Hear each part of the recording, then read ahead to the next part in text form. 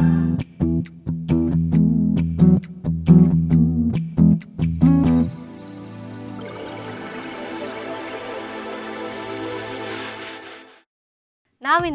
ಮಾಲಿನ್ಯ ಅಂದ್ರೇನು, ಮಾಲಿನ್ಯದ ವಿಧಗಳೇನು, ಹಾಗೇನೆ ಮಾಲಿನ್ಯದಿಂದ ಉಂಟಾಗುತ್ತಿರುವಂತ ದುಷ್ಪರಿಣಾಮಗಳ ಬಗ್ಗೆ ತಿಳ್ಕೊಳ್ಳೋಣ. ಹಾಗಾದ್ರೆ ಮಾಲಿನ್ಯ ಅಂದ್ರೇನು? ಕಲುಷಿತ.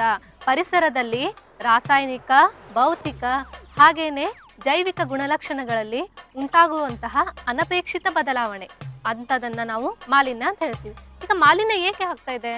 ಮನುಷ್ಯನ ಚಟುವಟಿಕೆಗಳಿಂದ ತ್ಯಾಜ್ಯ ವಸ್ತುಗಳ ಬಿಡುಗಡೆ ಆಗ್ತಾ ಇದೆ. ಅವುಗಳಿಗೆ ನಾವು ಮಲಿನಕಾರಕಗಳು ಅಂತ ಹೇಳ್ತೀವಿ.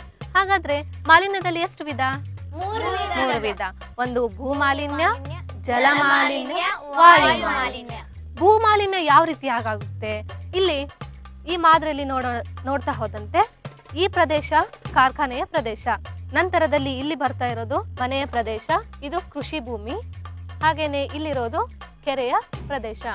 ಇಲ್ಲಿ ಭೂಮಾಲಿನ್ಯವನ್ನು ತೋರಿಸ್ಬೇಕಂದ್ರೆ ಈ ಕೃಷಿ ಭೂಮಿಯಲ್ಲಿ ಹೆಚ್ಚಿನ ಇಳುವರಿಗಾಗಿ ನಾವೇನು ಉಪಯೋಗಿಸ್ತೀವಿ? ಗೊಬ್ಬರನ್ನ, ಯೂರಿಯಾನ ಉಪಯೋಗಿಸ್ತೀವಿ. ಆ ಯೂರಿಯಾ ಆ ಭೂಮಿಯಲ್ಲಿ ಸೇರ್ಕೊಳ್ಳೋದ್ರೊಂದಿಗೆ ಅಲ್ಲೂ ಸಹ ಮಲಿನಕಾರಕ ಉಂಟಾಗುತ್ತೆ. ನಂತರದಲ್ಲಿ ಇಲ್ಲಿ ಈ ಕಾರ್ಖಾನೆಗಳಿಂದ ಬಿಡುಗಡೆ ಆಗ್ತಾ ಇರುವಂತಹ ಹಾಗೇನೆ ಈ ವಾಹನಗಳಿಂದ ಬಿಡುಗಡೆ ಆಗ್ತಾ ಇರುವಂತಹ ಕಾರ್ಬನ್ ಡೈಆಕ್ಸೈಡ್, ಕಾರ್ಬನ್ ಮೊನಾಕ್ಸೈಡ್ ಇಂದ ವಾಯು ಮಾಲಿನ್ಯ ಉಂಟಾಗುತ್ತೆ.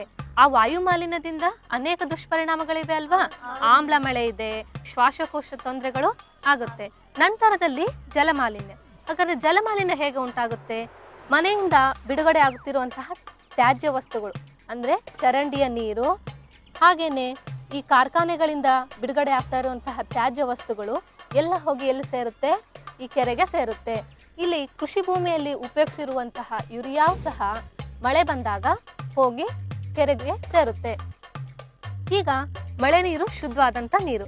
ಮಳೆ ಬಂದಾಗ ಅಲ್ಲಿರುವಂತಹ ಎಲ್ಲಾ ಮಲಿನಕಾರಕಗಳು ಹೋಗಿ ಕೆರೆಯನ್ನ ಸೇರುತ್ತೆ. ಅದು ಕೆರೆಗೆ ಹೋಗಿ ಸೇರಿದಾಗ ಅಲ್ಲಿ ನಿಮಗೆ ಕಾಣ್ತಾ ಇರೋದು ನೀರು ಬಣ್ಣದ ನೀರಾಗಿದೆ, ಅಂದ್ರೆ ಅದು ಮಲಿನವಾದಂತಹ ನೀರು. ಇದೇ ನೀರಿನಲ್ಲಿ ನಾವೇನ್ ಮಾಡ್ತೀವಿ?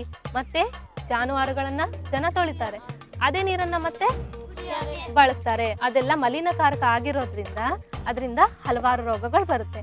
ಹಾಗೇನೆ ಅಷ್ಟೇ ಅಲ್ಲದೆ ಈ ನೀರಲ್ಲಿ ವಾಸಿಸಿರುವಂತ ಹಲವಾರು ಜಲಚರ ಪ್ರಾಣಿಗಳಿವೆ ಅಲ್ವಾ? ಅದೆಲ್ಲ ಸೇರ್ಕೊಂಡು ಏನಾಗುತ್ತೆ? ಕುಡಿದ ತಕ್ಷಣ ಆ ಪ್ರಾಣಿಗಳು ಸಹ ಸತ್ತು ಹೋಗುವಂತಹ ಸಂಭವ ಇರುತ್ತೆ. ಈ ರೀತಿಯಾಗಿ ಮನುಷ್ಯನ ಚಟುವಟಿಕೆಗಳಿಂದ ಪರಿಸರದ ಮೇಲೆ ವ್ಯತಿರಿಕ್ತ ಪರಿಣಾಮ ಬೀರ್ತಾ ಇದೆ. ಈ ಮಾಲಿನ್ಯವನ್ನು ತಡೆಗಟ್ಟಬೇಕಂದ್ರೆ ನಾವೇನ್ ಮಾಡಬೇಕು? ತ್ಯಾಜ್ಯ ವಸ್ತುಗಳ ನಿರ್ವಹಣೆ ಚೆನ್ನಾಗಿ ಮಾಡಬೇಕು. ಅದರ ಜೊತೆಗೆ ಹೆಚ್ಚು ಹೆಚ್ಚು ಗಿಡ ಮರಗಳನ್ನು ಬೆಳೆಸಬೇಕು.